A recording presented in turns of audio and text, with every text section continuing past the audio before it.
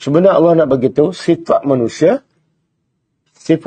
suka benda segera. Sebab apa? Sebab dunia ni Allah sifatkan segera, cepat dapat. Segera cepat dapat. Akhirat lambat. Itu perangai manusia. Bila lambat dia, alah, apa lambat lagi. Kan? Lepas pencen, kita buatlah. Tapi dunia, buat sekarang, dapat sekarang. Betul tak? Jadi Allah nak mencela sifat manusia yang suka benda yang segera. Kan? Contohlah. Kalau bangun pagi kan. Antara salat subuh dengan pergi kerja. Yang mana manusia lebih cinta? Kenapa?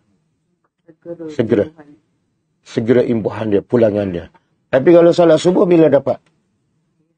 Akhirat. Betul tak? Bila kita duduk kat ofis, masuk waktu zuhur, antara berhenti kerja, solat zuhur dengan teruskan kerja, yang mana manusia suka? Sebab segera. Salat zuhur, bila hasilnya? Nampak tak? Allah mencela. Jadi Allah mencela, bila Allah mencela, sifat ni buruk ke baik? Kenapa buruk? Ayat 21. Fatazaruna al-akhirah. Dan kamu tatrukuna, kamu membiarkan, mengabaikan yang akhir. Akhirat. Jadi sifat tercela.